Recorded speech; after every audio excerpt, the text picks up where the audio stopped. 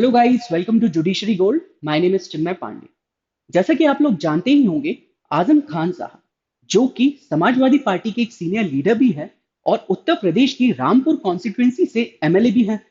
अब एमएलए थे, बेसिकली उनका डिस्क्वालिफिकेशन हो गया है। आप लोग स्क्रीन पर देख सकते हैं, Azam Khan disqualified from Rampur constituency. इसका मतलब he is no more the member of legislative assembly. अब इसका रीजन क्या है? डिस्क्वालिफिकेशन क्यों हुआ? डिस्क्वालिफिकेशन होने का सबसे बड़ा कारण है, मतलब वो ही एकमात्र कारण है, उनके ऊपर केसेस तो बहुत चल रहे हैं, लेकिन रिसेंटली 2019 में उन्होंने एक हेट स्पीच दी। वो हेट स्पीच का फाइनली कन्विक्शन हुआ उनका अक्टूबर के महीने में, और 27 तारीख को उनको 3 साल की सजा सुनाई गई। 27 तारीख को जब उनको 3 साल की सजा सुनाई गई, तो एक बार देख लेते हैं कि कल क्या हुआ। फ्राइडे को, कल नहीं परसों, फ्राइडे को क्या हुआ, यूपी जनरल असेंबली के जो प्रिंसिपल सेक्रेटरी हैं उन्होंने एक नोटिफिकेशन रिलीज किया।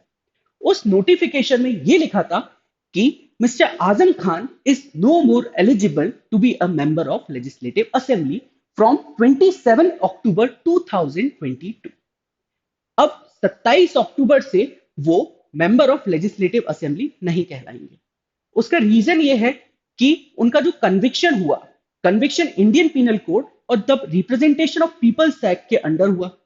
अब हमें यह देखना है वो कौन से प्रोविजंस हैं जिनमें उनका कन्विक्शन हुआ, और कन्विक्शन हुआ भी है तो डिस्क्वालिफिकेशन क्यों हो गया, एंड डिस्क्वालिफिकेशन के अगेंस्ट में उनके पास कोई रेमेडी अवेलेबल है भी या नहीं। तो देखिए, कुछ रेलेवेंट प्रोविजंस हैं। उनमें से इंडियन पीनल कोड में section 153 A and 505 sub section 1, और जो the representation of people's act है उसका सेक्शन 125।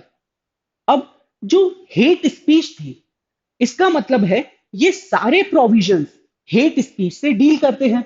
अगर उनका कन्विक्शन हुआ है तो इसका मतलब यही प्रोविजंस हैं। तो देखिए क्या कहता है सेक्शन 153 ए।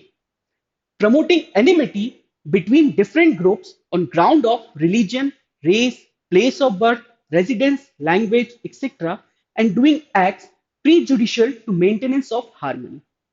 अब आप कहेंगे कि यार वो एमएलए है, और एमएलए भी तो एक सिटीजन है, क्या उसके पास freedom of speech and expression नहीं है?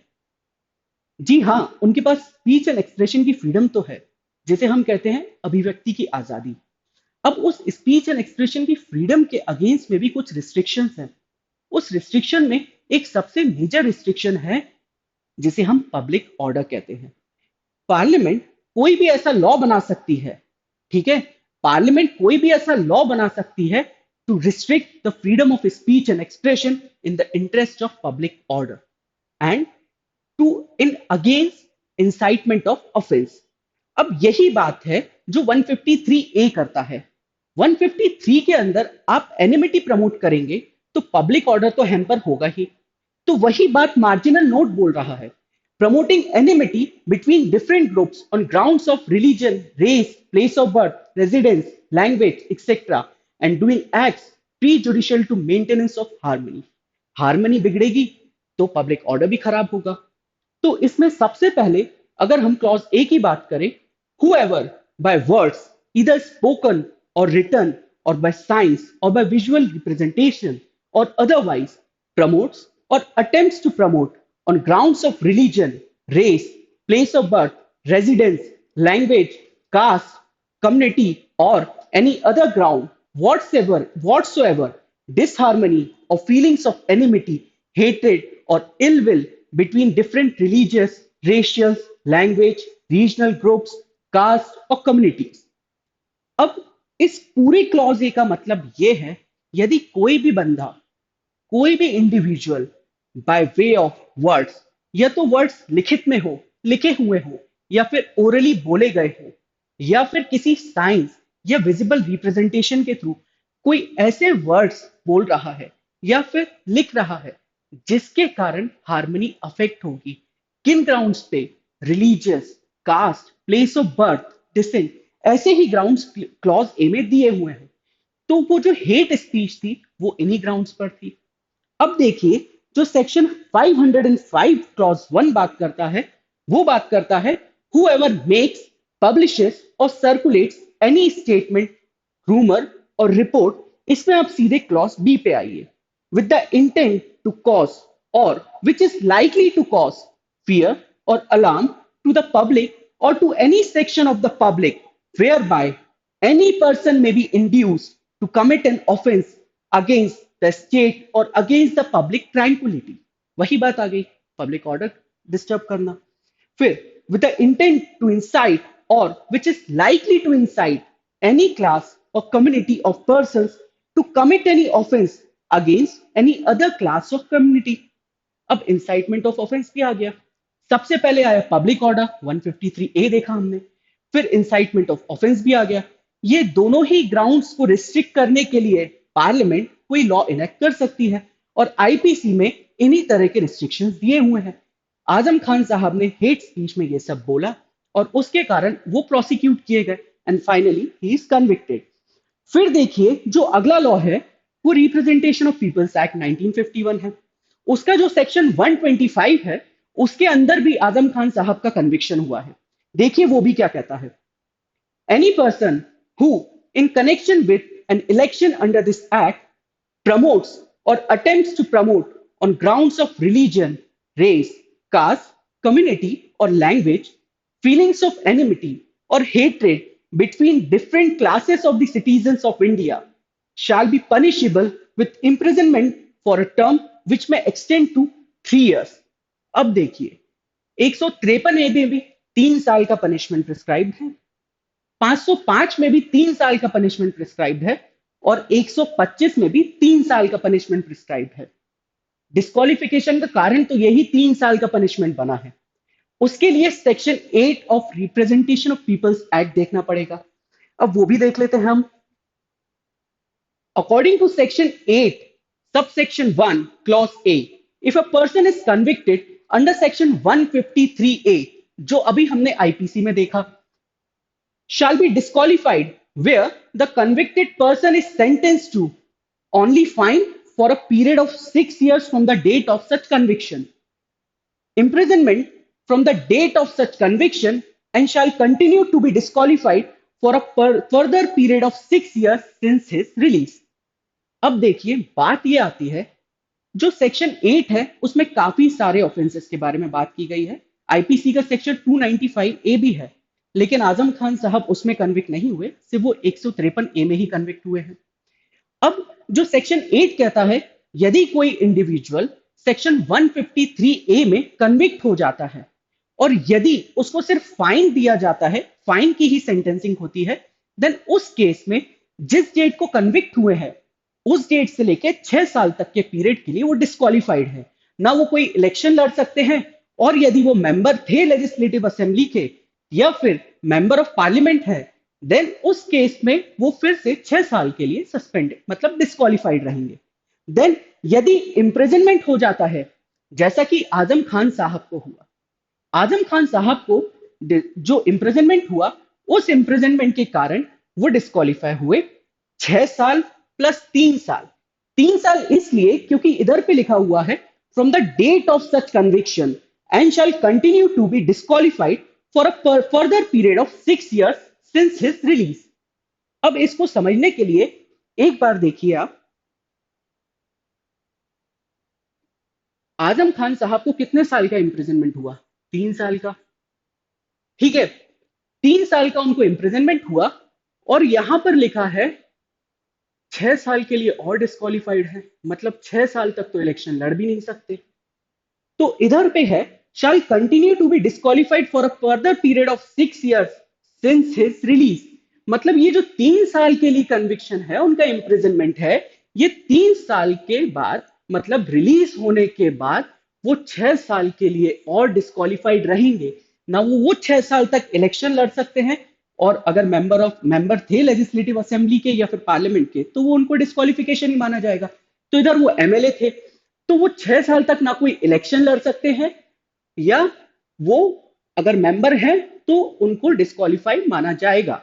लेकिन इधर पे आजम खान साहब 9 साल के लिए डिस्क्वालीफाई हुए, क्योंकि 3 साल का उनका जो इंप्रिजनमेंट का पीरियड है और 6 साल मतलब 3 साल के इंप्रिजनमेंट के बाद वो रिलीज होंगे और 6 साल तक और वो डिस्क्वालिफाइड ही माने जाएंगे। ये सेक्शन 8 कहता है।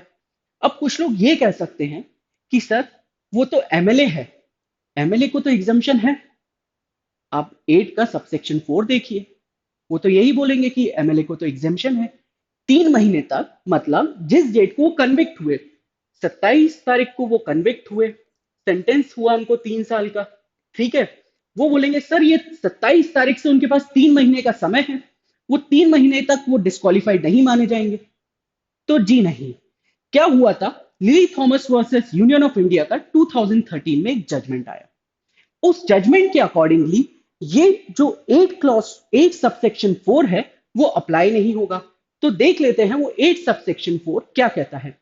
Notwithstanding anything in subsection 1, subsection 2 and subsection 3, a disqualification under either subsection shall not, in the case of a person who on the date of conviction is a member of parliament or the legislature of a state, take effect until 3 months have elapsed from that date, or if within that period an appeal or application for revision is brought in respect of the conviction or the sentence until that appeal or application is disposed of by the court. इसका मतलब है इस provision के accordingly आलम खान साहब के पास 3 महीने का समय है। 3 महीने का समय कैसा, वो 3 महीने तक डिस्क्वालिफाइड नहीं माने जाएंगे। लेकिन नहीं, वही lily Thomas versus union of India में ये प्रोविजन को स्ट्रक डाउन कर दिया गया। उनका कहना था कि जो ये प्रोविजन है ये बात करता है कि जो ऑलरेडी मेंबर है, मेंबर ऑफ पार्लियामेंट या फिर लेजिस्लेटर ऑफ स्टेट है, देन उस केस में उसके पास 3 महीने का समय है। अब आप कहेंगे सर जो बंदा मेंबर नहीं है वो तो उस सेम डेट से ही डिस्क्वालिफाइड माना जाएगा 6 साल के लिए। एग्जैक्टली यही बात सुप्रीम कोर्ट ने इस केस में बोली। तो देखते हैं इस केस में बोला क्या गया। ये बेंच, कौन लोग थे इस बेंच में, justice A K Patnaik and justice S J Mukhopadhyay. उन्होंने स्ट्रक डाउन किया सेक्शन 8 सबसेक्शन 4 को। उनका कहना था there can not be a different condition for disqualification from being selected as an MP MLA and for continuing as an MP और MLA. मतलब आप कैसे डिफरेंस क्रिएट कर रहे हैं, जो बंदा ऑलरेडी एमपी एमएलए है उसको आपने 3 महीने का टाइम दिया, लेकिन जो बंदा भी इलेक्शन लड़ना चाहता है वो तो सेम डेट से डिस्क्वालिफाइड माना जाएगा। सेम। फिर उसके बाद उन्होंने बोला it is because disqualification a person can not be chosen as an MP और MLA for the same disqualification he can not be continued as a member of parliament और मेंबर ऑफ लेजिस्लेटिव असेंबली। इसका मतलब यह है कि जिन disqualification के कारण से कोई इंडिविजुअल इलेक्शन नहीं लड़ सकता, सेम कारणों से एक एमपी या एमएलए वो डिस्क्वालिफाइड है वो पोस्ट हेल्ड करने के लिए। समझे आप? तो बेसिकली यही lily Thomas versus union of India का जजमेंट था। अब जो नेक्स्ट सवाल मैं आपसे पूछता हूं वो ये है कि क्या आजम खान साहब के पास अब कोई रेमेडी बची? क्योंकि यार 9 साल का पीरियड बहुत होता है, आप पॉलिटिकल सिनारियो से काफी दूर रहेंगे। तो इसके लिए मैं ये कह सकता हूं जो प्रेजेंट में रेमेडी अवेलेबल है वो सीआरपीसी में अवेलेबल है। कैसे? अगर कन्विक्शन पे स्टे लग जाए,